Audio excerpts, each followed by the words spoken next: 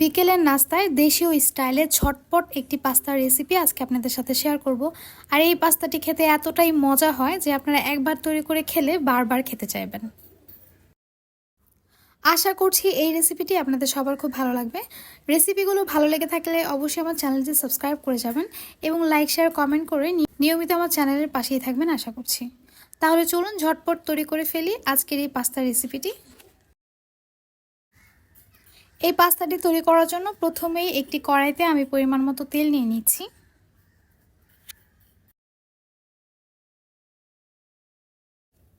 পেঁয়াজ কুচি অ্যাড করছি হাফ কাপের মতো।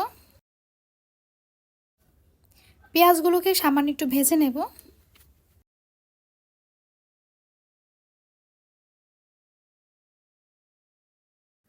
পেঁয়াজটাকে হালকা করে একটু ভেজে নিলাম। এখন এটাকে একটা সাইডে নিয়ে নেব আর চুলার আঁচটা একদম কমিয়ে রাখবো, না হলে পেঁয়াজটা পুড়ে যাবে। একটা কর্নারে আমি 2টা ডিম নিয়ে নিচ্ছি। ডিমের মধ্যে সামান্য পরিমাণে লবণ দিয়ে এটাকে খুব ভালোভাবে আমি এইভাবে ভেজে নেব।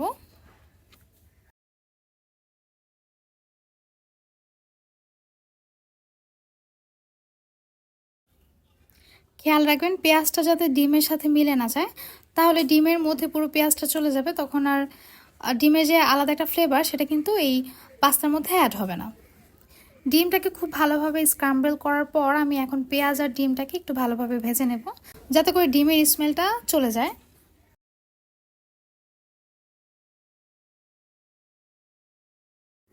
এ পর্যায়ে এখানে অ্যাড করব কাঁচামরিচ কুচি।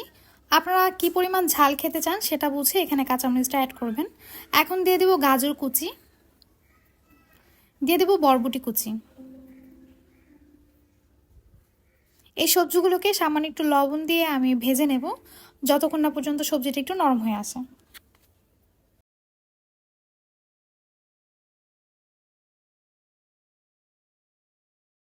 সবজিগুলো সেদ্ধ হয়ে আসলে আমি এখানে অ্যাড করব ম্যাগি ম্যাজিক মশলা 1 প্যাকেট এবং দিয়ে দেব পাস্তার সাথে যে মশলাটা পেয়েছিলাম সেটা, সম্পূর্ণ মশলাটাই এখানে দিয়ে দিচ্ছি।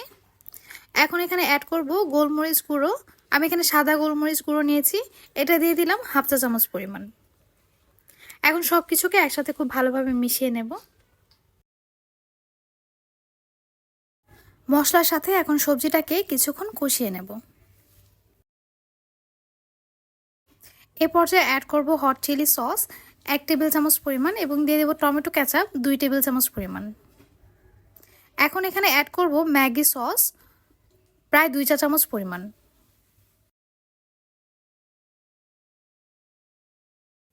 সসের সাথে সবজিগুলোকে খুব ভালোভাবে মিশিয়ে নেব। আর এই পর্যায়ে চুলার আঁচটা কিন্তু মিডিয়ামে থাকবে। সস অ্যাড করার পর চুলার আঁচটা যদি আপনারা হাই হিটে রাখেন সেক্ষেত্রে সসটা পুড়ে যাওয়ার সম্ভাবনা থাকে এবং টেস্টটাও কিন্তু নষ্ট হয়ে যায়। স্বাদ বাড়ানোর জন্য এখানে দিয়ে দিচ্ছি 1 চা চামচ পরিমাণ চিনি।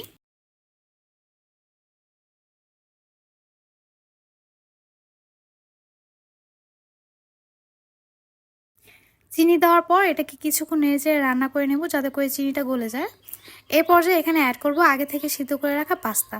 এই পাস্তাটাকে সিদ্ধ করার পর আমি কিন্তু গরম পানি থেকে ছেঁকে ফেলিনি, যে পানিতে আমি পাস্তাটা সেদ্ধ করে রেখেছিলাম সেই পানির মধ্যে এই পাস্তাটা ছিল, আর সেই পানি থেকে আমি ছাঁকনি দিয়ে তুলে তারপর এখানে অ্যাড করছি। পাস্তাটাকে 70% সেদ্ধ করার পর সেই পানিতে এই পাস্তাটা রেখে দেবেন। আপনারা যতক্ষণে এই সবজিটা কষাবেন ততক্ষণে বাকি 30% রান্নাটাও কিন্তু হয়ে যাবে।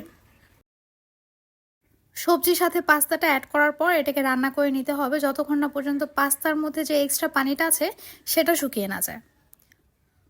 আমার পাস্তাটা রান্না হয়ে গিয়েছে। এ পর্যায়ে আমি কিছু ধনিয়া পাতা কুচি দিয়ে দেবো আর এটাকে খুব ভালোভাবে পাস্তার সাথে মিশিয়ে নেব। এই পাস্তাটা রান্না করা কিন্তু একদম সহজ, আর এটা খেতে কিন্তু ভীষণ মজা হয়। আপনারা অবশ্যই বাসায় একবার ট্রাই করবেন এবং আমাকে জানাবেন আপনাদের কেমন লেগেছে।